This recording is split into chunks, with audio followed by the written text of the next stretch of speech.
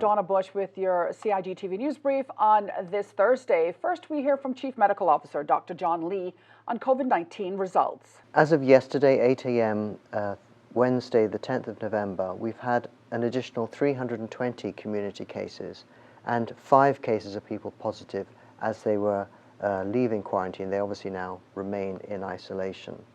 That's a large number of new community cases, but I wanted to try and shift where we're focusing our concerns, because as some will have been discussing, this really is more in terms of how our healthcare services are being used.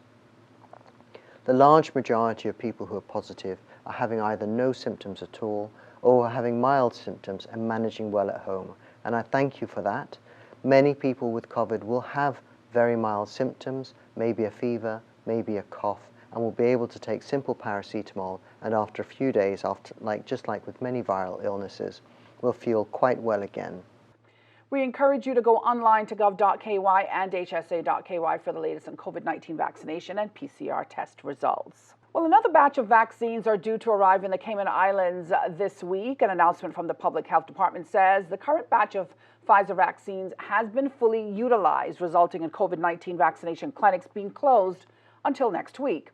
The governor's office has confirmed that a new batch containing 11,700 Pfizer vaccines from the UK is expected to arrive on the next British Airways flight this Friday, the 12th of November. Now, vaccine clinics will be closed from today, Thursday, the 11th of November, through to this Saturday, the 13th of November, to allow time for transport, logistics, and cold chain quality assurance of the new vaccines. If you want your vaccine, you can go to the clinics again from next Tuesday, the 16th of November. The new vaccine schedule will be released later this week online at hsa.ky. The Cayman Islands government representative to the UK, Dr. Tasha Ebanks-Garcia, and the Cayman Islands Parliament Speaker of the House, the Honourable Makiva Bush, joined the Speaker of the UK House of Commons in planting of the first ever constituency garden of Remembrance in London. At an inaugural ceremony in New Palace Yard, the Speaker led the planting of Remembrance stakes with a message of gratitude to service personnel from his Corley constituency. Dr. Ebanks-Garcia followed, planting her tribute from the Cayman Islands along with British MPs, ministers, and representatives from the Commonwealth and British Overseas Territories who attended the service.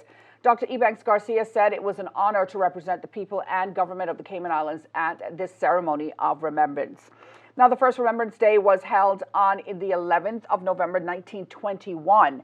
You can watch the Cayman Islands Remembrance Day ceremony on the Cayman Islands government's YouTube channel this Sunday, the 14th of November at 10:50 a.m.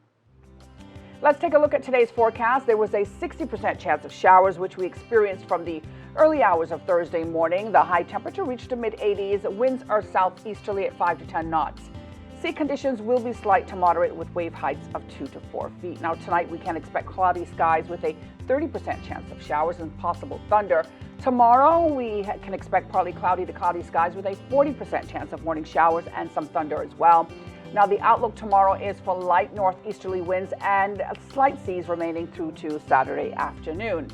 The synopsis is calling for isolated showers along with light to moderate northeasterly winds and seas, which are expected today as residual moisture moves over our area from a dissipated front reaching southeast of the Cayman Islands.